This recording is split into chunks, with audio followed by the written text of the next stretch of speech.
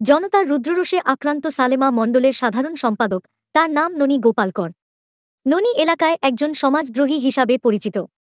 সালেমা মণ্ডল অফিসে ঢুকেই ননীকে গন্ধলাই দিল জনতা। জনতার হাত সাফাইয়ের পর পালিয়ে গিয়ে প্রাণে বাঁচলেন নেতা ননী গোপাল।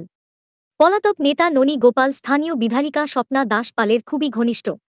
অভিযোগ, বিধায়িকার আস্কারাতেই সমাজদ্রোহী ননী সালেমায় কায়েম করেছে নিজস্ব শাসন। সাধারণ মানুষকে অত্যাচার থেকে শুরু করে নারীদের সঙ্গে জঘন্য ঘটনা সংঘটিত করেছে ননী। সূত্রের খবর, জনতার হাতে ননী আক্রান্ত হওয়ার পর গোটা সালেমা জুড়ে চলছে উৎসবের মেজাজ। সাধারণ মানুষের মধ্যে মিষ্টি বিতরণ করেছে সালেমা বাজারের ব্যবসায়ীরা। গত কয়েক বছর ধরেই সালেমা অঞ্চলের মানুষ ননী গোপালকরের অত্যাচারে অতিষ্ঠ। নেগোসিয়েশন বাণিজ্য থেকে শুরু করে জমি বাণিজ্য, জমির জবরদখল, কমিশন বাণিজ্য সবেতেই ননীর হাত। বিজেপির পুরনো কর্মীদের মারধর, মিথ্যা মামলায় ফাঁসানো, মণ্ডল অফিসে ডেকে এনে রক্তাক্ত করা সর্বক্ষেত্রেই ননী ছিল পারদর্শী। ননী গোপালের অত্যাচারে প্রতিবাদের ভাষা হারিয়ে ফেলেছিল সালেমার লোকজন। আর সালেমা থানার আইনের রক্ষক পুলিশ ছিল সমাজদ্রোহী তথা শাসকদলীয় নেতা ননী গোপালের হাতের পুতুল। শুধু কি তাই, ননীর অত্যাচার থেকে বাদ যায়নি সালেমা অঞ্চলের সুন্দরী যুবতী ও গৃহবধূরা। বহু মানুষের সংসার নষ্ট করেছে ননী, এমনই অভিযোগ এলাকাবাসীর। একজন জনজাতি যুবতীকে অন্তঃসত্ত্বা করার অভিযোগ রয়েছে তার বিরুদ্ধে। এই ঘটনার পর সালেমা থানা তার বিরুদ্ধে মামলাও রুজু করেনি। এখন এই যুবতী নিখোঁজ। তা নিয়ে অবশ্যই পুলিশের কোনো হেলদোল নেই।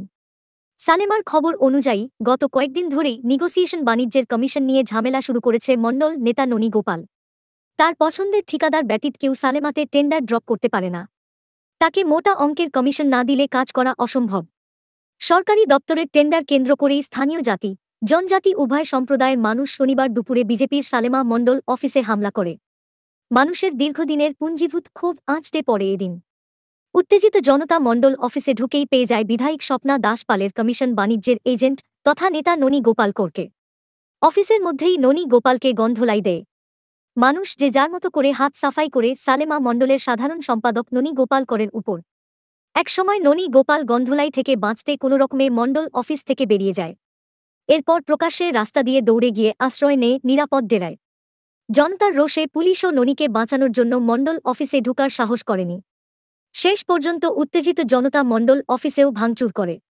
এই ঘটনার পর শাসক দল বিজেপির অন্যান্য নেতারাও দূরে সরে যান। তারাও মণ্ডল অফিসে প্রবেশ করার সাহস করেননি। ননীর উপর জনতার হাত সাফাইয়ের খবর ছড়িয়ে পড়তেই গোটা সালেমা জুড়ে সাধারণ মানুষের চোখে মুখে দেখা যায় স্বস্তির নিঃশ্বাস। খুশিতে সালেমা বাজারে ব্যবসায়ীরা সাধারণ মানুষের মধ্যে মিষ্টি বিতরণ করে। আগামী দিনে ননী গোপালকর সালেমা এলাকায় ঢুকতে পারবে কিনা তা নিয়েও সংশয় রয়েছে। তবে আসন্ন পঞ্চায়েত নির্বাচনের প্রাক লগ্নে সালেমা মণ্ডলের সাধারণ সম্পাদক ননী গোপালকরের উপর জনতার রোষ আঁচড়ে পড়ার ঘটনায় নিঃসন্দেহে বিজেপির জন্য বিষ ফোঁড়ার মতো অবস্থা।